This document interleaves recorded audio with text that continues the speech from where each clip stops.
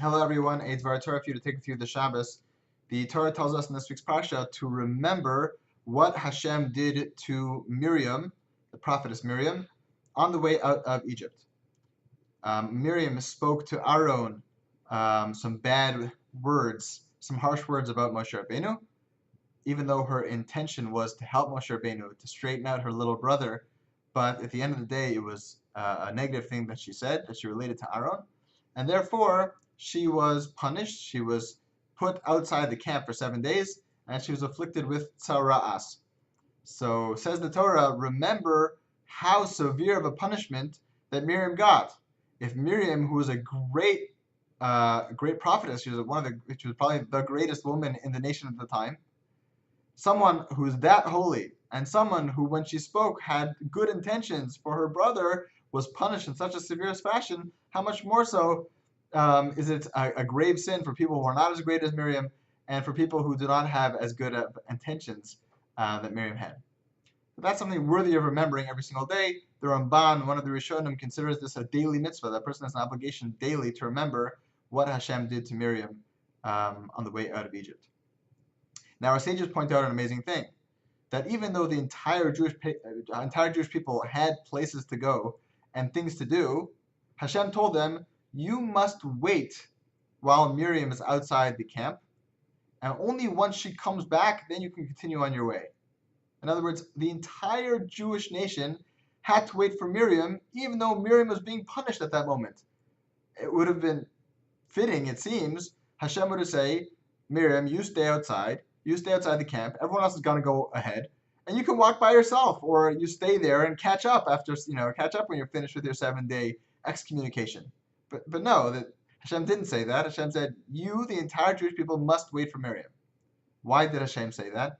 Say our sages, this is a repayment or out of merit of Miriam's waiting for Moshe Rabbeinu when he was a baby.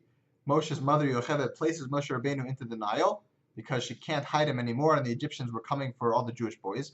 She floats him on the Nile, and his mother, Moshe's mother, Yocheved, goes home because the plan is, I'm going to go home, and then hopefully an Egyptian person will find him, and they'll take him home. So that was the plan. But Miriam decides, even though the plan is that we're going to float Moshe on the river, and then hopefully an Egyptian person will take him, and there's really nothing that I can do at this point, our sages say that Miriam waited and watched what would happen to Moshe Rabbeinu, just in case there would be something that she could do. Indeed, there was something that she did. That when the daughter of Pharaoh found Moshe Rabbeinu, she brought him to all the Egyptian women to see if he would nurse, and she wouldn't, and Moshe Rabbeinu wouldn't.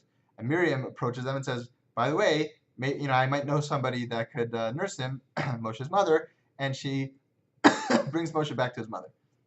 But at the time when Moshe's mother is putting him on the Nile, there was no conceivable, way. There was no option in sight of Miriam being able to do anything.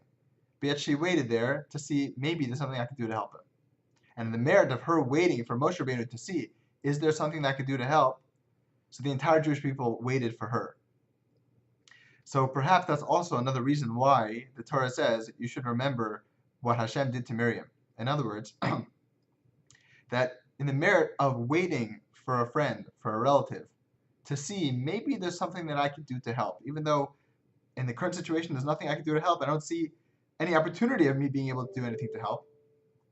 But waiting for someone to see if I can help them out is such a tremendous mitzvah, such an amazing thing, that it's worthy of the entire Jewish people waiting for you when you need it as well. So that is something worthy of remembering every single day, the greatness of the little things that we do for each other. Have a great Shabbos.